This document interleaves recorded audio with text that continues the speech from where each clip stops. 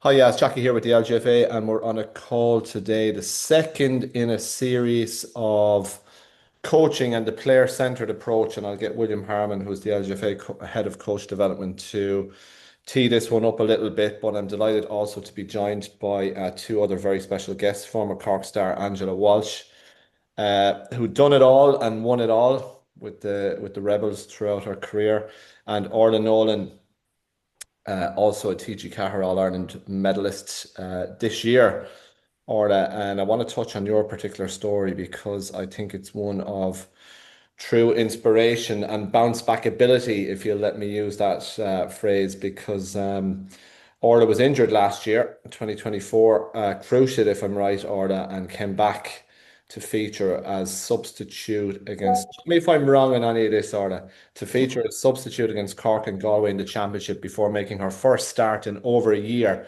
in the All Ireland final. Not content with that, she walked home with the Player of the Match award. So there you go. So congrats, Orla. And Angela, just a quick nod to the All Stars on Saturday night as well. I might get your take on this as well, Orla, before we get into the nitty gritty of what we're talking about today. A good buddy of yours, Juliet. Absolutely, yeah. And a few of the older Cork girls, we met actually Friday night. So I was surprised to see Juliet there. I said to her, I thought she'd be at home doing her 10. But in true Juliet fashion, she was there and she left. And we were actually so sorry that we didn't actually plan to get up and be there with her on the night. It was an amazing achievement and well deserved for Juliet. Absolutely, Angela. I suppose the like she's still relatively young, she's still young. So to get a Hall of Fame at this tender age Yeah, is just testament to what she achieved. I think eight All Ireland medals, six All Stars. This off the top of my head, better be right. Player of the Year, multiple Munster championships, two All Irelands with Dunamore as well at senior club level. It's some history. It's some Hall of Honours. it is. It's amazing. Like, yeah. And as you said, like Juliet is still very young, like she still has a lot more to give. So it is absolutely amazing for her, and I'm just delighted for her to be. Yeah, she was in great form as well on I'd Saturday. say so. I can testify to that, as were many others. Orla, a good haul of all stars for the Dubs as well. Yeah, brilliant to see the guys getting recognised, for their individual contributions to the year. What was a great year. So great to have so many representatives from the team. Yeah, and up showed Hannah Tyrrell and walked away with an All Star and the Player of the Year. And Hannah now is going through a journey you know all about, Orla, unfortunately, and pulled down the curtain on a glittering career. Unfortunately, had to limp out of the All Ireland final, but not before making a sensational contribution all season.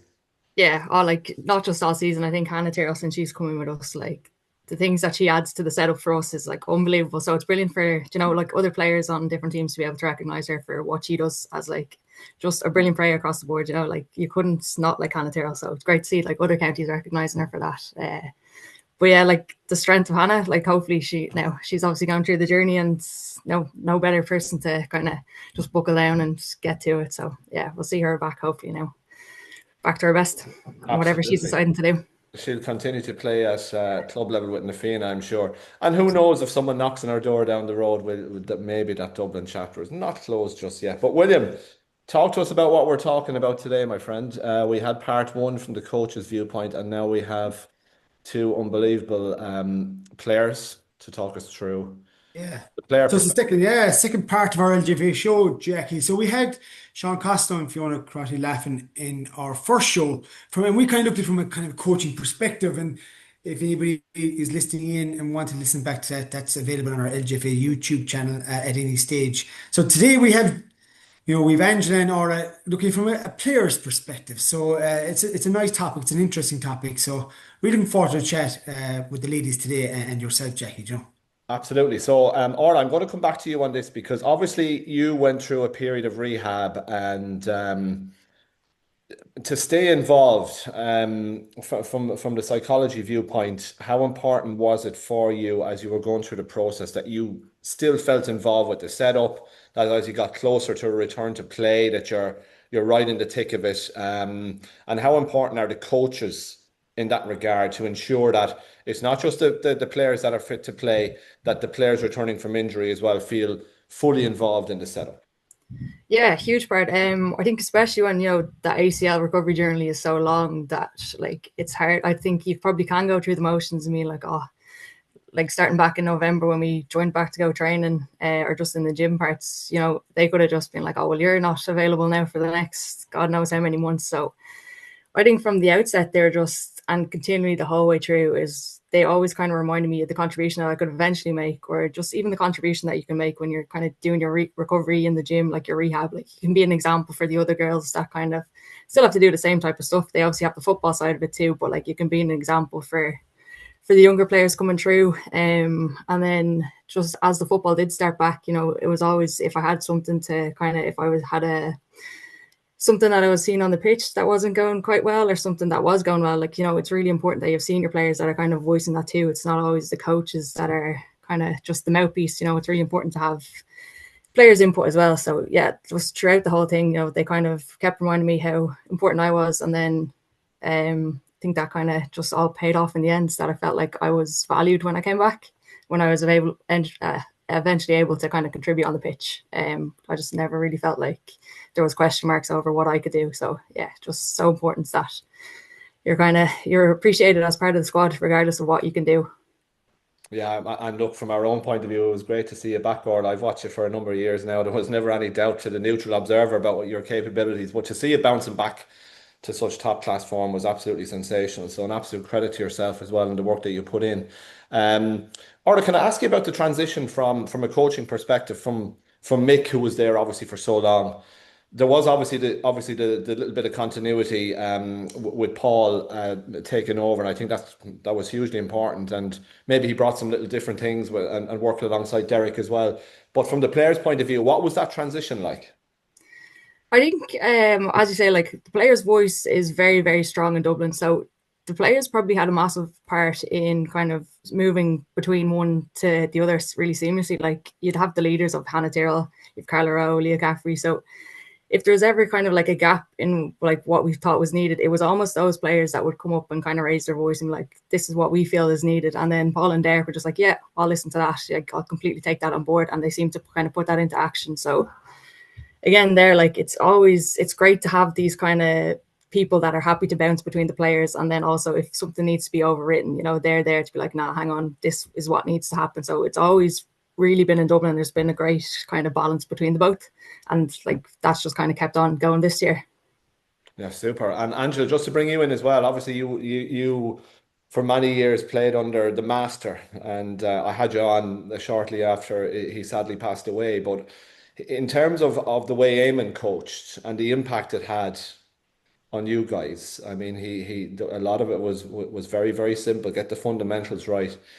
So how much, let's put it this way, how much control did he give the players over sessions, over the culture in the group, or did you take your lead from Eamon for the most part?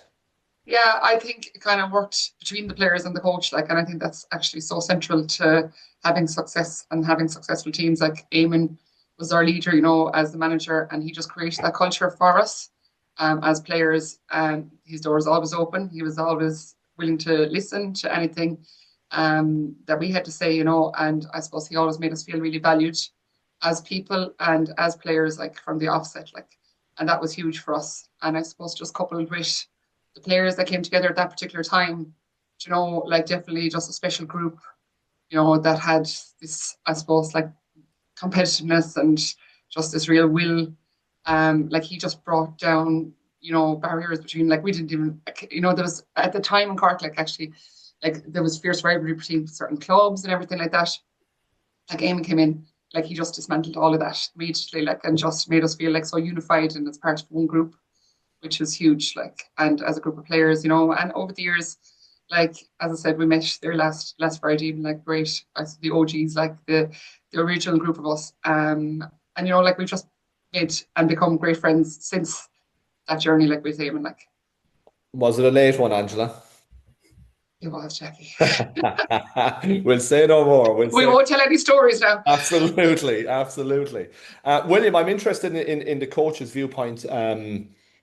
In terms of, you know, Angela and Orla have hit on different topics there in terms of trying to keep a group of potentially 30 different individuals all happy and content to the most part. Some who are getting regular game time, some are probably trying to break through, some who probably feel no matter what I do here, I might not get onto the team, or even the subs on match day, and also injured players on the fringes and working their way back as well. So how does a coach manage all of that and try to keep everybody player centered? It's a complex one. It's a complex one. I suppose, first of all, accepting you won't keep everybody happy all the time. I think accepting that is important. And just listening to Orla and to Angela and what they're saying is, I suppose, how their coach communicates with them. That communication is very important, and recognizing the value everybody has within a team. And there's some teams that are going to start. Some players are going to start. Some players are going to come off the bench. Some players are on the panel. Some players are not on the panel on match day. But I think that regular and open communication between coach and players, that coach-athlete relationship, is vitally important. How we communicate with our players. And I suppose when you talk to someone and you kind of show them, the value they have in the team and the role they play in the team, but also that you can help them improve and develop. I think that's very important. I think players just want to improve and develop and know they're improving and developing. And there's a big difference. I've learned this as well as a coach, that, players, they want to feel loved. I know that's something. They want to feel that, they're part of something. So therefore, I think that communication is vitally important. That regular communication, giving regular updates, how they're getting on, where they fit in the team, how they're progressing, cannot be underestimated. It sounds very easy to do, but it's sometimes very difficult when you have 30, 34 players.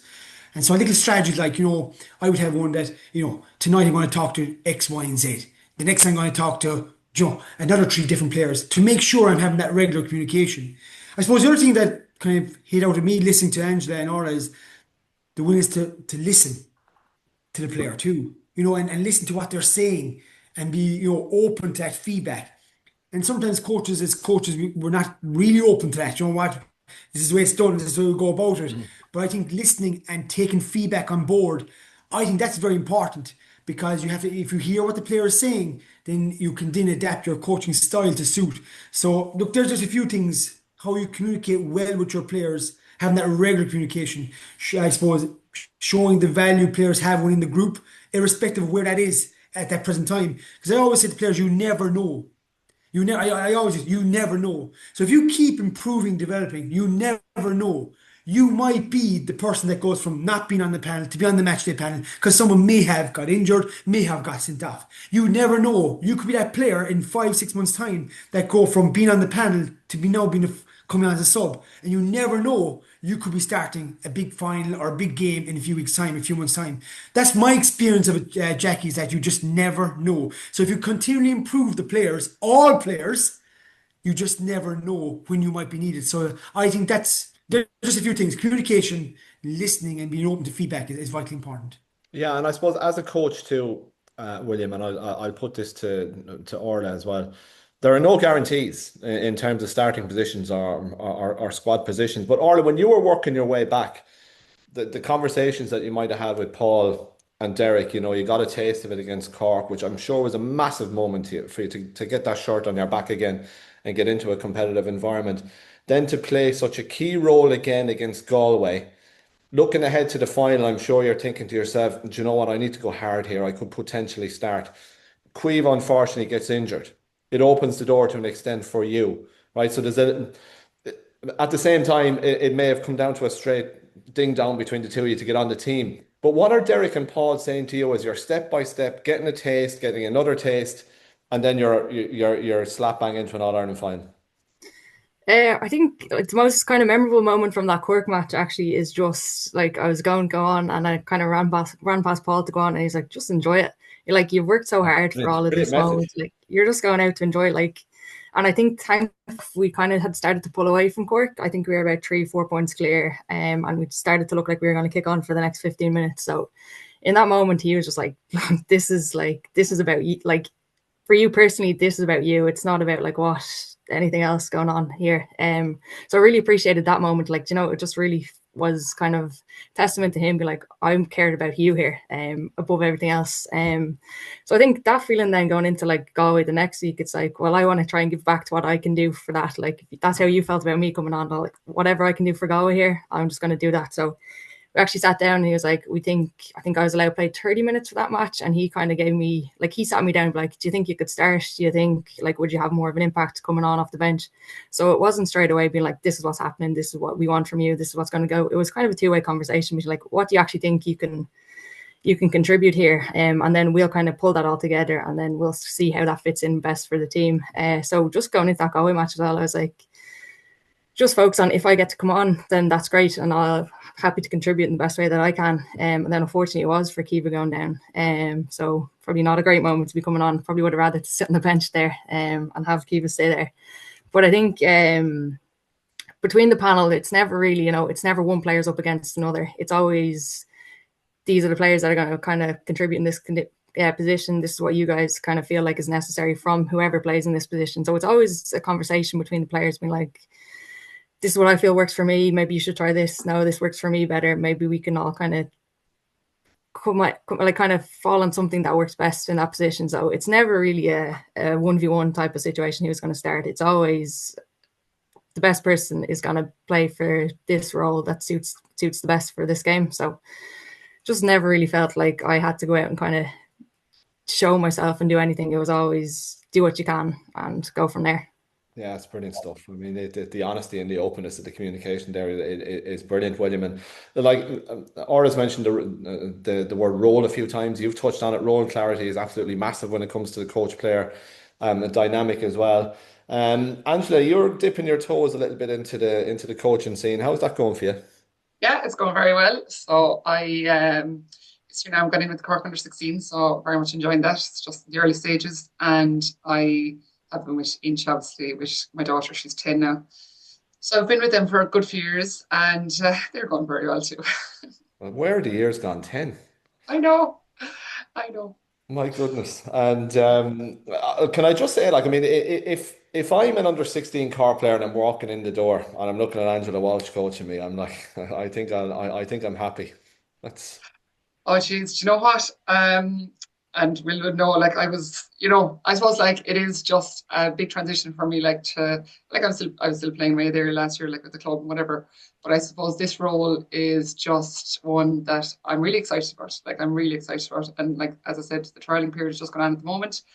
I haven't really, made a proper start on it yet. It's actually, I suppose, like there's just so much talent in Cork. It's so hard, like, and it's really opened my eyes to, like, I'm looking at these girls, like.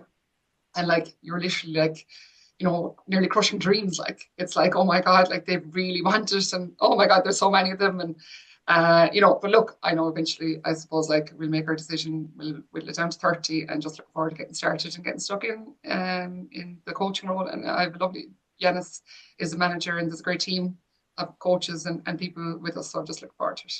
And William, Angela touches on it there. We talk about a player-centered approach, but sometimes calls have to be made, and that's just the way it is. Yeah, but I think Orla had a very good point. I loved her perspective on it as well, in that every game is different. I don't know, it's because the game has evolved really, that every team you play brings a different challenge. And therefore, there may be certain players that may be needed for certain scenarios or certain games. So I suppose from that aspect of starting on the first 15 or not, before it was your 15 was the same 15 all the time. And that could be the case in some cases, but it might not always be the case. Yeah, and you may not be on the first 15. You may not be coming on. You may be on the bench, and and you may not even be making a panel or a team. But I do think, though, if you keep in regular conversation with players and keep kind of going back to why are we about here? Like it's not like what are we about? We want to help you improve and develop and be the best you can be. That's what we're trying to do. That's our first goal. Can I help you? So at the end of the year, or Angela, can you say that I've made you a better player? That's as a coach, you're kind of always thinking about, why am I here? I'm here to help you to improve and develop. If that means that it will get you on the first 15, great. If that means you're coming off the bench, that's great. If that means you're on the panel, great. Or if that means you're just part of the training panel, then that's great too. So I think being open from the very start about, well, what are we trying to achieve here? I think if you're having that transparency in the conversations early, and not probably putting too much pressure on players that, obviously, I want to help you to be the best you can be. Let's see where that takes us. I always kind of use that phrase. Let's see where it takes us. So let's see where it takes us. You never know what could happen in any given day or game. So that'd be my thought process around it anyway, is that having that openness and honesty conversations, not promising anything, but just being very honest. So, and then giving the evidence to the player. Come here, Angela, Orla. And maybe every now and then call them over. Jeez, look how far you've really progressed here. And that's I know, Angela, Orla, you can answer this. I think players just want that regular in feedback, regular conversation, wants to know they're improving, wants to know where they're at in their journey. I think once they're well aware of that from the very start and know I suppose the processes in place, I think players are fairly okay with that. Would I be right in saying that, Angela, or is that totally Ramesh? Yeah, no, I agree. Like, and I think as well, a lot of time, I think players like to know what you want them to do. Like, what is their role? Like, as a defender, right? Your job now is like you're going to man mark this player, follow her around. Like, as a forward, sometimes they think, oh, I must score to be a forward, but maybe your job is actually just to assist and set up the play or whatever. I think players actually like that level of feedback to, I want you to do this. And as well, as you said, like the bottom line for me is it's the enjoyment. Like, as Orla touched on there when her coach said, go out and enjoy it. Like, that's what it's about. Like, and I think like if players enjoy it, like they're going to come back to the field again the next day. And definitely, as you said, like the open lines of communication, just talking to them, nobody, I think gone are the days of just the coach like dictating and saying X, Y, Z, I want you to do this. Like there has to be, as I mentioned at the start, like I just felt, like it's like the give respect, get respect. It's like that two-way street between the coach and the players. And I do think that is vital, for football and sport these days.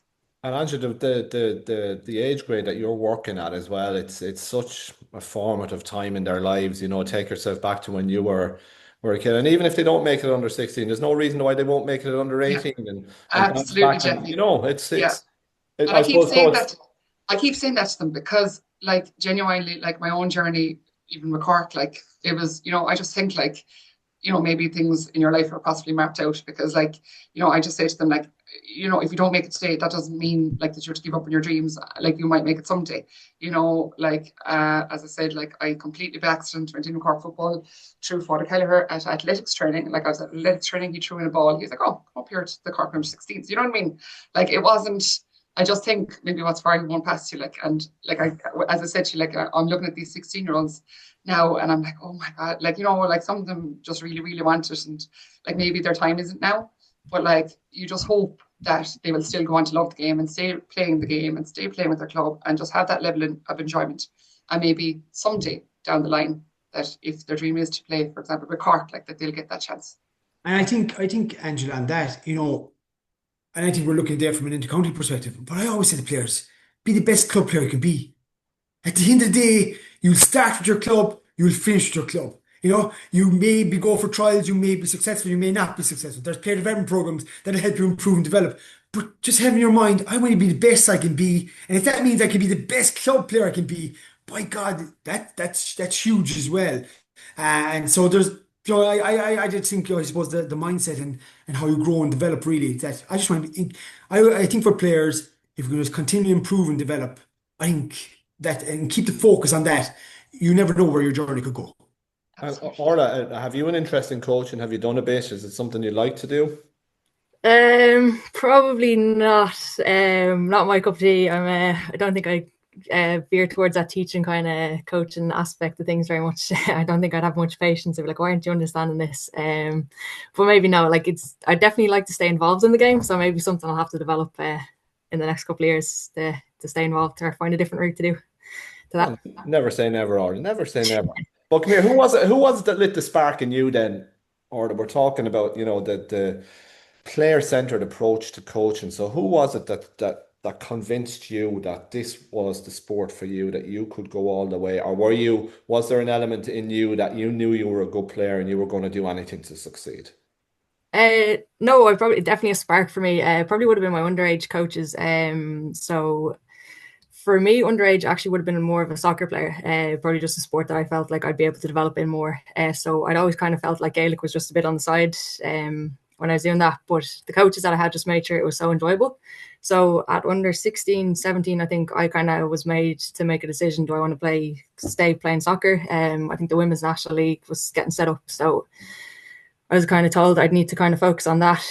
So that's what I went with. I went with the soccer side of it. So I was probably playing for about 4 or 5 years, trying to kind of get onto international squads, and just never really kind of made the final leap onto it. So I think I was probably about 22, 23, and I was like, I'm not really enjoying it. So I think I'll actually dip out of this completely. And then the Gaelic was always there. I'd be like, well, I always felt like I enjoyed that. So like, why not go back and give it another go? So I went back and played just with my club for a year, went back to college then, and kind of came across a couple of Dublin players in Niamh McAvoy and Aoife Kane. And then they were like, oh, why don't you just come up in January and see how you get on with the Dublin team? So that enjoyment part of it was so important, that it was something that when I wasn't enjoying the sport that I was playing, I just kind of had memories of, that's what I want to go back and do then. I just want to go back and play and have fun. There was no kind of, I want to go play for Dublin. It was just, I enjoyed this, ended up enjoying playing college, and then kind of the opportunity came from there. So it was going back to Angela, like, it's just about enjoyment. And then that can take you so much further when you're enjoying yourself and things are going well for you. So you were a relatively late inter-county developer, Orla. What age were you when you made your Dublin senior debut? Probably 23, 24. And even then, like, I wasn't a great player from the off, it did take that. I enjoyed going back to training and learning stuff and getting better as I went. So I probably probably made my debut about 23, but then probably wasn't really making any waves in the sport until I was probably maybe 25, 2-3 years later.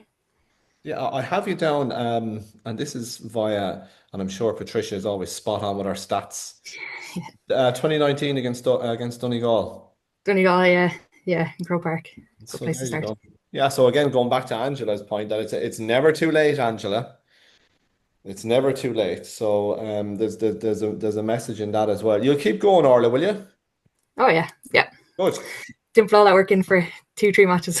Absolutely. It's great to have you back. It's absolutely phenomenal to see the impact you made as well. I'm going to bring you back to a game as well, Angela, the famous game. All right, Orla might remember this as well, the 2014 match, right? Correct me if I'm wrong. I think Eamon himself might have said at the time that he was kind of running out of ideas a little bit, but that a few of ye on the pitch just grabbed hold of this thing. So that's the piece where it's the players taking ownership, Angela, and you've touched on that as well. That was, I mean, I can never have a conversation with you without referencing that game. It's just fun. I know that match, like, I still sometimes I'm like, like it's almost like a dream, like it's one of those games. But like Eamon as a coach, he's always it was always about the players, like that's another, I suppose, thing about it. Like he never really he didn't want the plaudits, he didn't want the pats in the back. Like it was all about us, like all about the players, and it was always about the players for him. But I suppose that particular day, the 2014. Obviously things weren't going too well for us. We weren't really playing. Dublin were all over us. I was looking at the clock. Like, I suppose we were all just like, oh God, like, is this the end of the journey? Like it had just been like an absolute dream for like the previous 10 years of just, I suppose we got so used to winning as well that it was all eventually going to come crashing down. We're like, oh God, is this the day? But I suppose like in Croke Park on that day, like you can never hear anybody on the sideline. So like Eamon, Don, his son, ran out to me. I think there was maybe 10 or 15 minutes left. And he was like, go out to midfield. Like, and I do remember my reaction. I was like, oh, like, you want me to go to midfield? Like, obviously, fullback was my home, like, for donkeys, And I was like, right, sure, obviously, you're going to do whatever you're asked to do. So I said, grand. And like at that point, like I remember, as I've probably heard the story now many times, but Breach, Corkery, and Deirdre Riley, the three of us kind of just literally locked eyes. It was like, yeah, oh my God, come on, like we must do something about this, Like, that genuinely is what went through our heads. It was like, come on, like we must do something about this. But like not only that, like Emer Scally, who obviously came on, had said to him and put me on, I'll score a goal, before going on, and obviously Ronnie Buckley as well. I suppose like the way things panned out, like Eamon, any coach, like there was nobody ever going to predict, even to this day, people will still say to me, geez, like that 2014 match, like I turned it off, or, I switched over to the golf or whatever, like, they thought we were dead and buried, as you would, like, But as I said after, I suppose like it was just real a combination of things really. And like even though Eamon says possibly he didn't have, or he was after running out of ideas or whatever, like he had created, as I mentioned at the beginning, like he had just created that, I suppose, culture within our team. Yeah. Like and it also came from the players, because I remember my early years with Cork, like Juliet, Deirdre, like these girls, like they're competitive. Like I would consider myself very competitive as well, but I suppose I was like, Jesus, like this is great now. Like these girls are the exact same, and there was a group of us that were really similar. You know, like I remember a training, like, and we'd be playing like little modified games, you know, keeping possession, whatever. Like, and Juliet would nearly be thick, like that she was after getting beaten, like in these games, like, and it just created that, like, I suppose, like obviously when you're playing inter-county and playing at the top of your career, like it is about winning. Obviously, the enjoyment, you know, is part of that as well, and playing. But at the end of the day, like you're trying to get to Croke Park, you're trying to win an All-Ireland medal.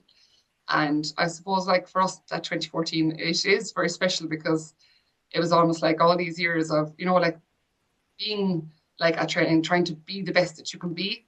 That really just came out of us, and I think we did get a stroke of luck too, like maybe with a few things. But yeah, definitely a very memorable day. Oh, it was unbelievable. It was unbelievable. I was sitting up in the press box, and yeah, I did think you were gone, Angela. I'll admit that freely here now. So You're not unbelievable. the only one anyway. William, you've a few headings here. I think we've touched on Yeah. a lot of stuff here. Yeah, I think the big one there is, like I just written it down here, but Orla and Angela have mentioned enjoyment and fun, and some people view enjoyment as, you know, we're going in cartwheels into training, and you know what, we're all lovey-dovey, and you know what, we're all everything's lovely, we're all nice. Like that's not reality, but enjoyment to players should be about what the challenge, the struggle that's involved with the game as well. You know, losing games, being down in games, coming back, training hard, being with your friends.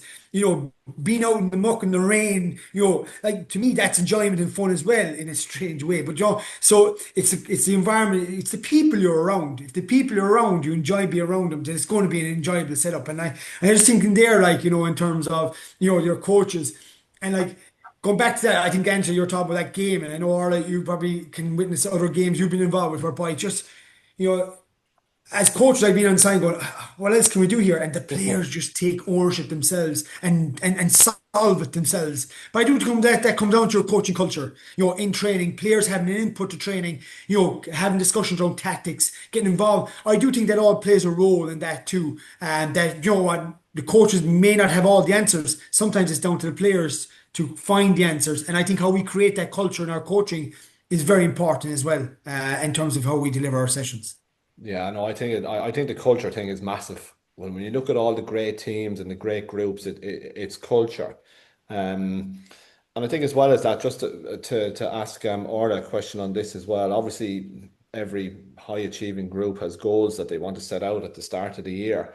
I mean, would Paul and Derek have said to the group, "Look, we want to win an All Ireland this year," or was it more of a the short-term goals will ultimately get us to where we want to get to? And I mean, from your own point of view, or you had far more on your mind. Your goal was just to get back the next step along the road in rehab, getting back on the pit, getting straight line running, twisting, turning, and then getting back to play. So I'm really interested in your journey back, Orla, because there's so much in that.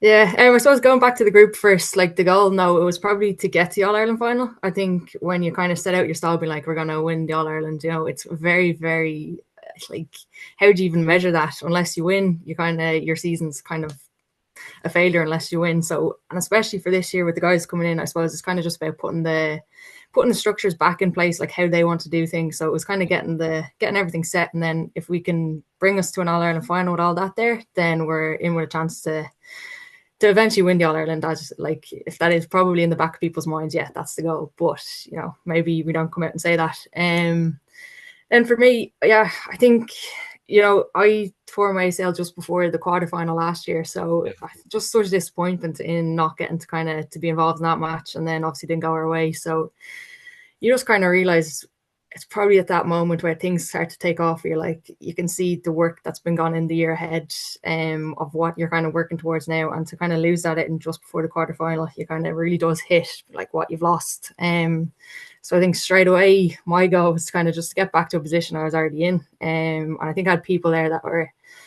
constantly along the way kind of reminding you, you know, like that's the end goal. It's not you're not going to be thinking about coming back, winning All Ireland. It's just to get yourself back into a position that you were in before. So I think when you break that down, then you kind of realizing where you're at each stage, you know, like after surgery, where you're just learning kind of basics, as you said, like you're starting to walking again, then going back to running, back to strength training. So you're just taking it step by step.